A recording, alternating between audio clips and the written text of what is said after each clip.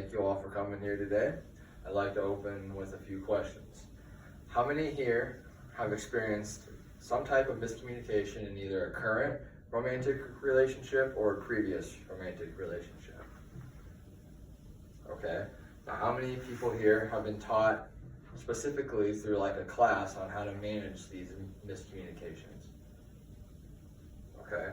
Now, how many here have just learned hands-on from these experiences? You guys learned from these experiences. Okay.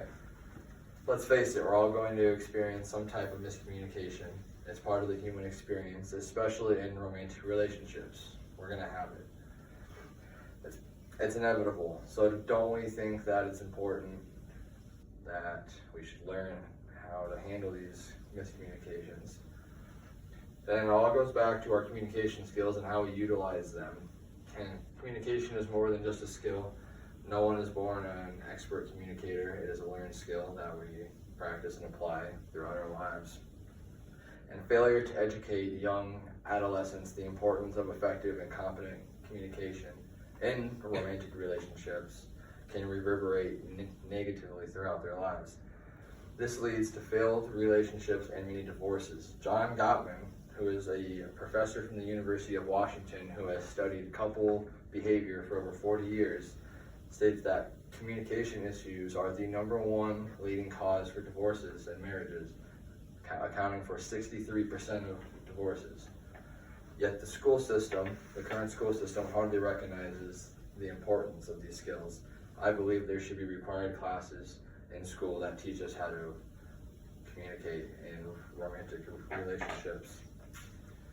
Harvard University researchers Richard Weisberg, Amelia Patterson, and Emily Weinstein say that the inability to build and maintain mature relationships reverberates negatively not only through their academic careers but can enter their adult lives as well, leading to severe situations such as heavy loads of stress, domestic violence, and failed relationships.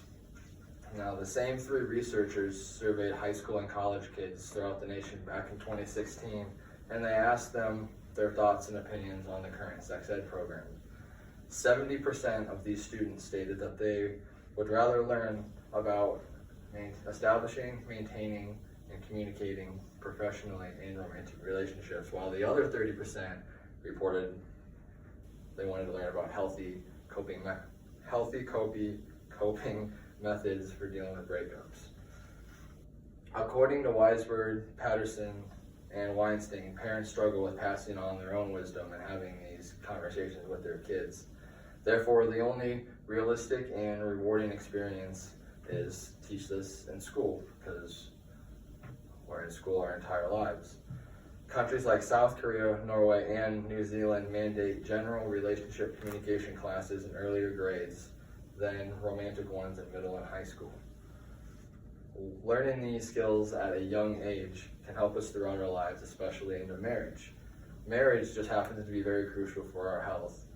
Corey Floyd, the author of Communication Matters, who has a PhD in interpersonal communication from the University of Arizona, states that married couples are far less likely to engage in risky health behaviors, such as heavy drinking and illegal drug usage. Married couples also are twice less likely to experience symptoms of depression and anxiety.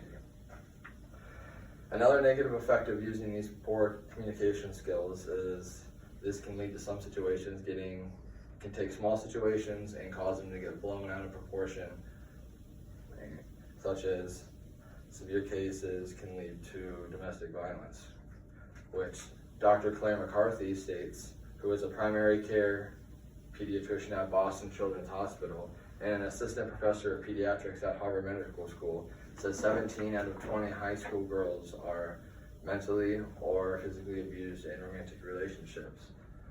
These experiences affect young people's health throughout their lives, because victims of dating violence in high school are at higher risk of victimization during college, and they're twice as likely to experience symptoms of depression and anxiety.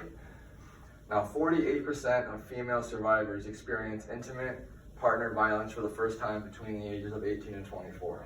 That's about college age. If we have these classes leading up to college throughout our lives, we can significantly lower that percentage if we are taught how to handle these conflicts through proper communication skills. Now, everything I've covered here today really just scratches the tip of the iceberg on the importance of effective communication. I'm strongly behind the idea of we should have classes that teach us these skills starting in elementary, leading up to high school. But the question is, we can talk about it, but until we make a change, these numbers are just going to stay the same. I'm behind it. Are you guys behind it? Thank you for your time.